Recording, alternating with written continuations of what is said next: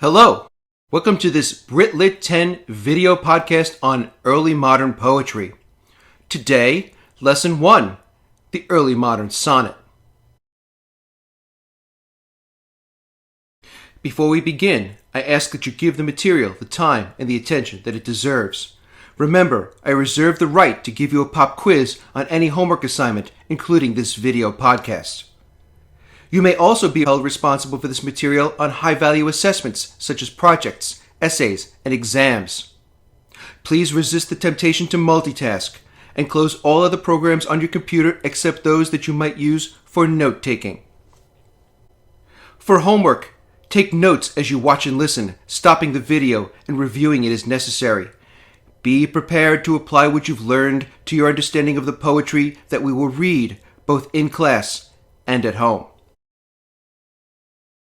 Let's begin. The first thing that we need is a rough definition of the early modern period.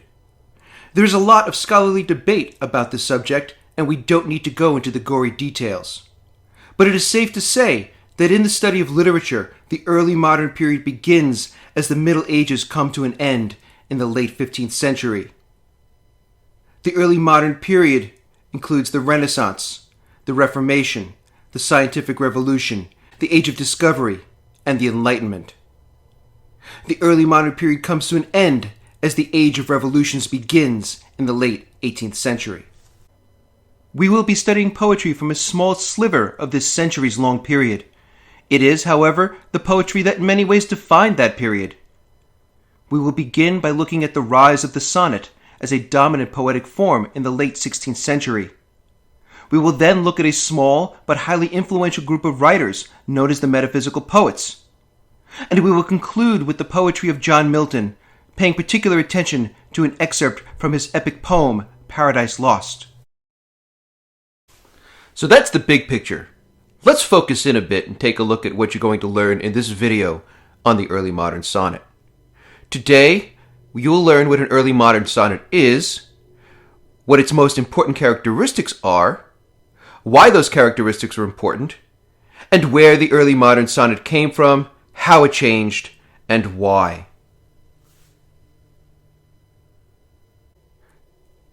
And here's what I'll expect you to do for our sequence on the early modern sonnet.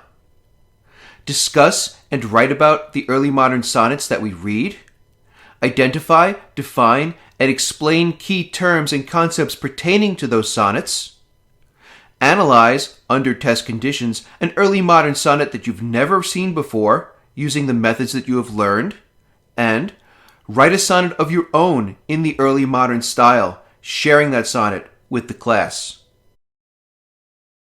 So here goes. Let's take a look at the basics. Since most of you read a few sonnets last year in English 9, some of this may be review. However, even if it is familiar to you, we will quickly complicate what you already know by applying that knowledge in ways that are completely new. And remember, if a word is printed in bold green type, it's probably important. The word sonnet comes from the Italian word sonetto, which means little song or little sound. The sonnet is a form of lyric poetry. Lyric poetry is poetry that expresses a speaker's emotions or a speaker's thoughts. The sonnet consists of 14 lines. Those lines are usually written in iambic pentameter. The sonnet also employs one of several set rhyme schemes. And the sonnet explores, at least on a surface level, a single theme.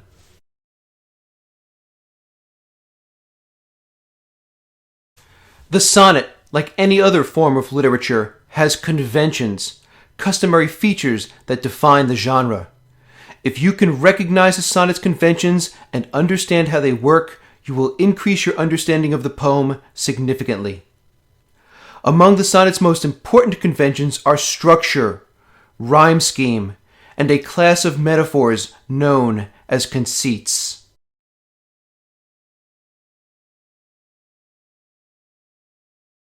There are two major types of sonnets.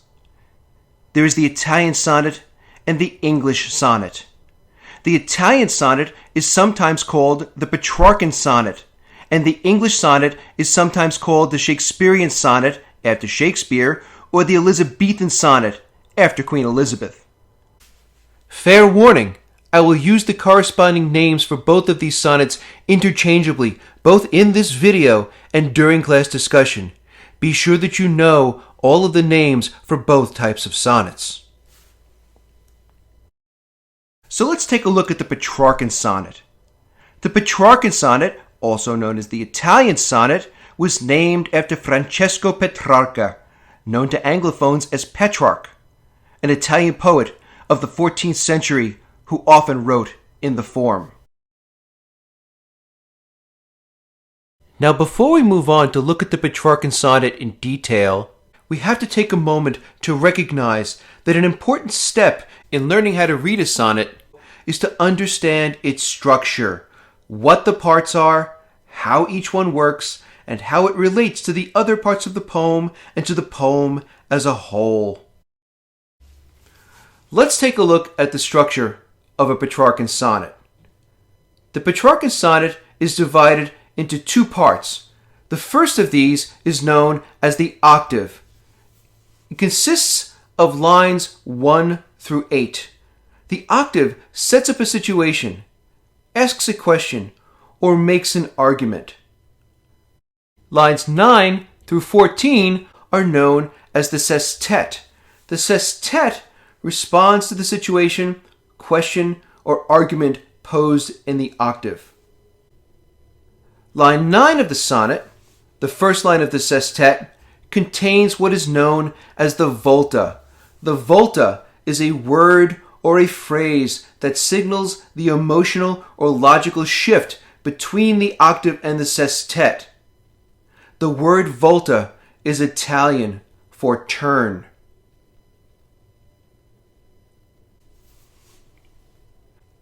There are two typical rhyme schemes for the Petrarchan sonnet. Here is the first. A, B, B, A, A, B, B, A, C, D, E, C, D, E. And here is the second. A, B, B, A, A, B, B, A, C, D, C, D, C, D. You will notice that in both of these rhyme schemes, the octave is the same. The difference in the rhyme schemes rests with the sestet.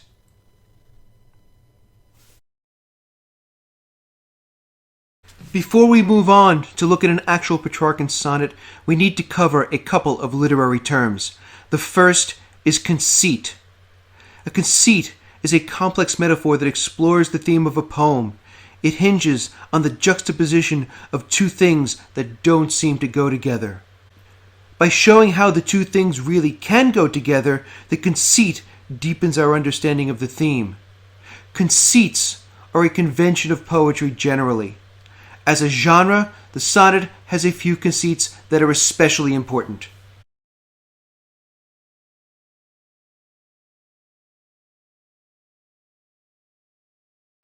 The first of these is the Petrarchan conceit. A Petrarchan conceit describes a very specific situation in which the speaker loves an idealized and unattainable woman, a woman who is perfect in every way and whose favors the speaker will never have. Doomed to failure, but unable to change the way that he feels, the speaker may describe himself as a farmer trying to plant seeds in the desert sands, or he may describe the woman as a distant star that he will never reach, or he may describe the love itself as warfare or hunting.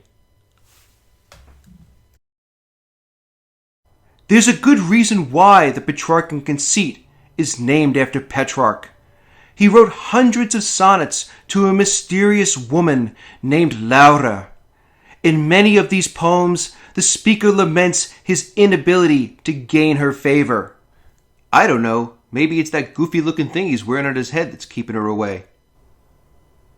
Anyway, octave, sestet, volta, Petrarchan conceit, Laura, the woman he loves who won't love him back.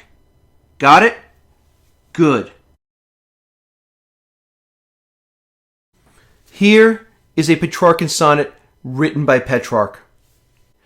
In this translation, the translator decided not to maintain the rhyme scheme, and he didn't translate the verse into iambic pentameter, so we won't worry about those. What we will pay attention to, though, are two things: the structure of this sonnet, and the way that the Petrarchan conceit works in this sonnet. Let's read. Petrarch, Sonnet 2. To make a graceful act of revenge, and punish 1,000 wrongs in a single day, Love secretly took up his bow again, like a man who waits the time and place to strike. My power was constricted in my heart, making defense there, and in my eyes, when the mortal blow descended there, where all other arrows had been blunted. So, confused by the first assault, it had no opportunity or strength to take up arms when they were needed, or to withdraw me shrewdly to the high, steep hill, out of the torment from which it wishes to save me now, but cannot. Let's take a look at this sonnet structure. You will see that the first 8 lines are the octave. The octave sets up a situation, asks a question, or presents an argument. The last 6 lines are the sestet. The sestet responds to the situation, the question, or the argument that the octave proposes. The volta is a word or phrase that signals the logical or emotional shift between the octave and the sestet. In this sonnet, the word so is the volta. So that's the structure. Now that we know what the parts are, let's look at each one to figure out what it means. Since this is merely an example, we're going to keep our analysis relatively brief. We'll begin by reading the first 4 lines of the octave. To make a graceful act of revenge, and punish 1,000 wrongs in a single day, Love secretly took up his bow again, like a man who waits the time and place to strike. These lines set up a conceit. Love is like a soldier or an assassin who waits for the right time to strike. The next 4 lines, the rest of the octave, completes the situation.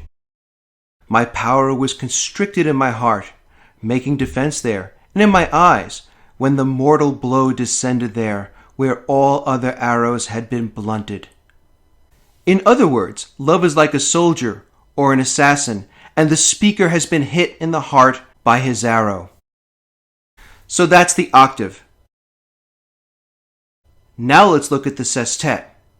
The first thing that we want to notice here is the volta, the word so, which signals the logical shift between the octave and the sestet. It's the first word of the first line of the sestet, the 9th line of the poem, right where it should be. Let's read. So, confused by the first assault, it had no opportunity or strength to take up arms when they were needed, or withdraw me shrewdly to the high, steep hill, out of the torment from which it wishes to save me now, but cannot. If the octave is telling us that the speaker has been hit in the heart by love's arrow, the sestet tells us what happens to him as a result. The it in line 10 is the speaker's heart, and it's been caught off guard, defenseless against the assault. The speaker has been hit by love's arrow, and he cannot be saved. And if you look carefully at the poem's language, you begin to see the Petrarchan conceit at work in it.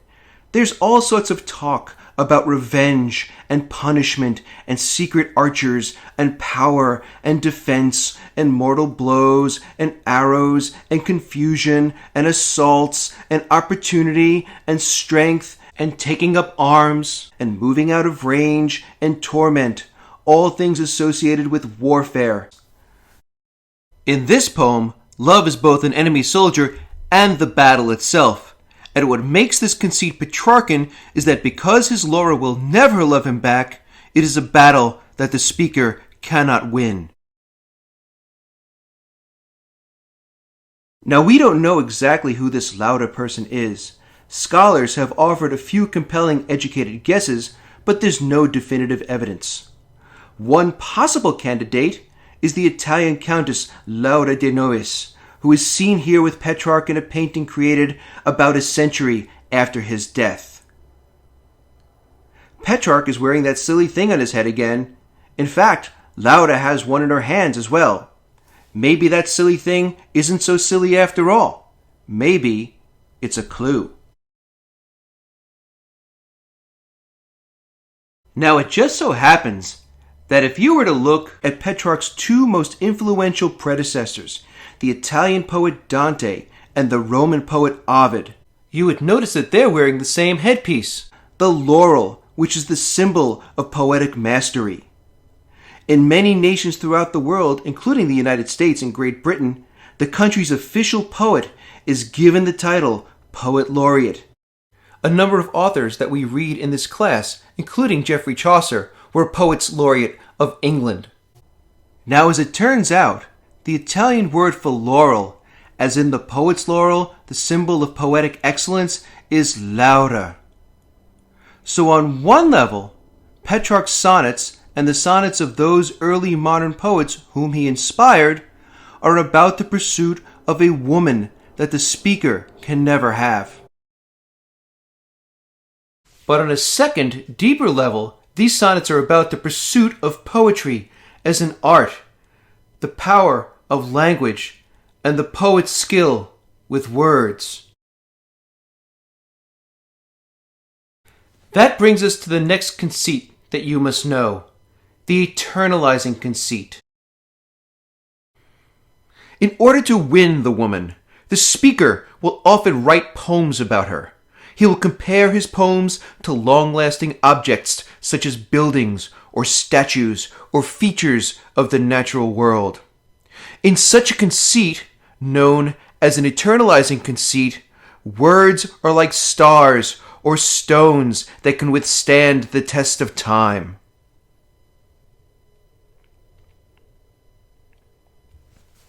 Through the eternalizing conceit, the speaker argues that the woman should favor him with her love because he will make her famous and even immortal by writing about her in his poems.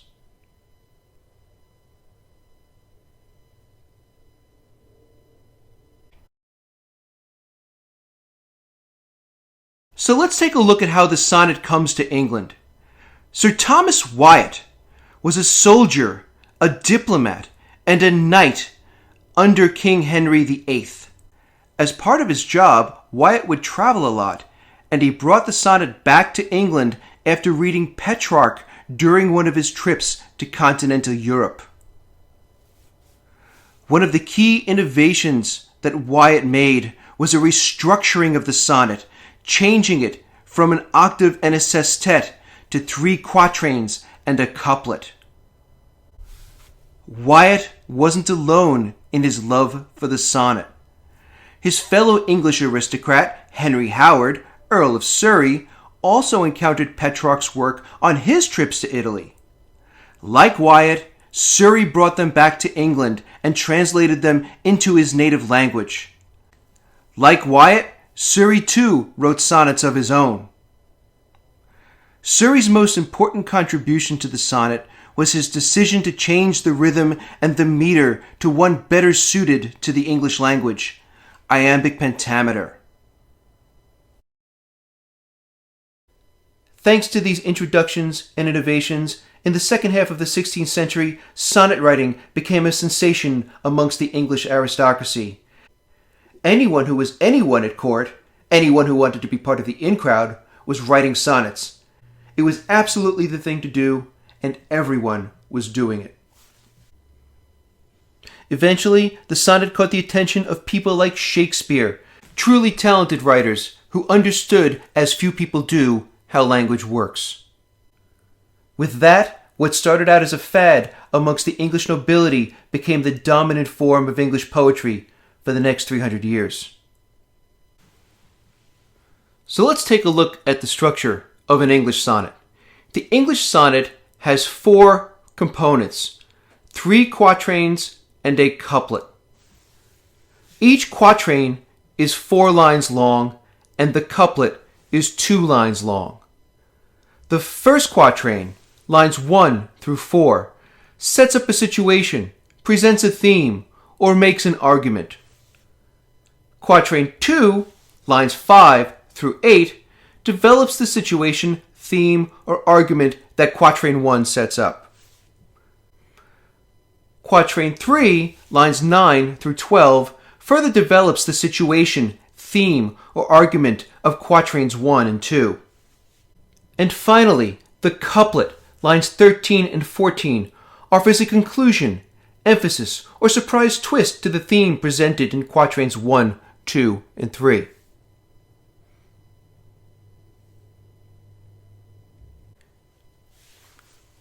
As you will be relieved to hear, I am sure, there is but one rhyme scheme for the English sonnet.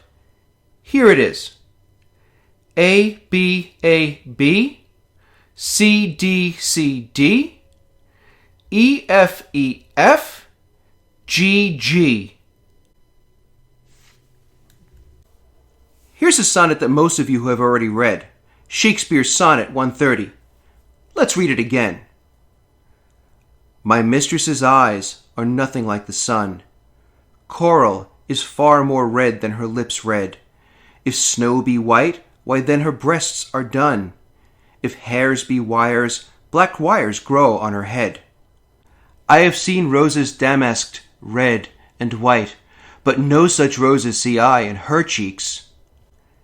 And in some perfumes is there more delight than in the breath that from my mistress reeks. I love to hear her speak, yet well I know that music hath a far more pleasing sound. I grant I never saw a goddess go, my mistress, when she walks, treads on the ground. And yet, by heaven, I think my love as rare as any she belied with false compare. Here we note the sonnet's rhyme scheme.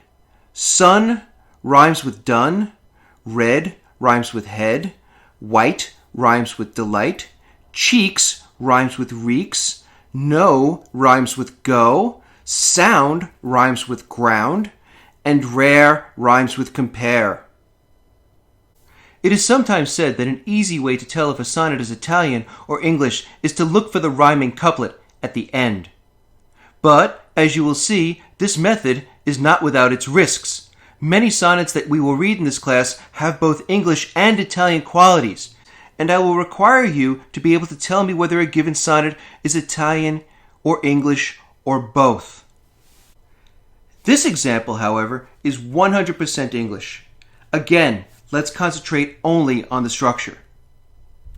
Here is the first quatrain, lines 1 through 4. The first quatrain sets up the situation. The second quatrain, lines 5 through 8, develops that situation, building upon the idea expressed in quatrain 1. The third quatrain develops that idea further still, building on the ideas expressed in quatrains 1 and 2. Finally, the couplet offers a conclusion, an emphasis, or a twist ending. That's the structure of the sonnet. Now let's use that structure to determine the poem's meaning. Again, we'll keep our analysis brief since this is only an example. In the first quatrain, the speaker tells us that my mistress's eyes are nothing like the sun. Coral is far more red than her lips red. If snows be white, why then her breasts are dun. If hairs be wires, black wires grow on her head. In other words, the speaker is telling us, my gal, she ain't pretty. In the second quatrain, the speaker develops this idea. I have seen roses damasked, red and white, but no such roses see I in her cheeks. And in some perfumes is there more delight than in the breath that from my mistress reeks.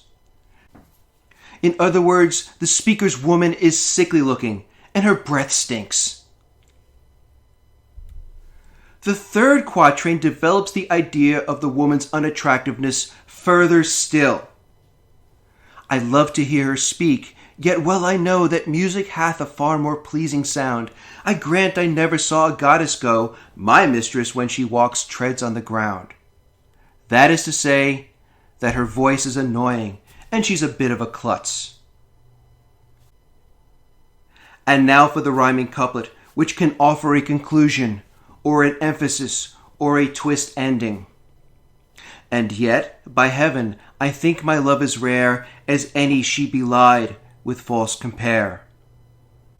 In this sonnet, the couplet offers a twist ending. Despite how unattractive the speaker's girl is, he loves her, and he wouldn't trade her for anyone else in the world. As we bring this video to a close, let me make clear why structure is one of the sonnet's most important conventions.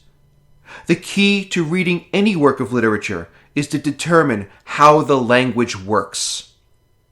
In a sonnet, the structure offers a ready-made map for that language. Given words have to do certain work depending on where they are in the poem. If you understand how a sonnet is structured, if you can read the map, you can examine the language to see how it meets the needs of each section, to see how it works both on its own and in relation to the rest of the poem. That concludes this Brit 10 video podcast on the early modern sonnet. We will spend the next few weeks reading sonnets, writing about sonnets, and writing sonnets of our own. See you then.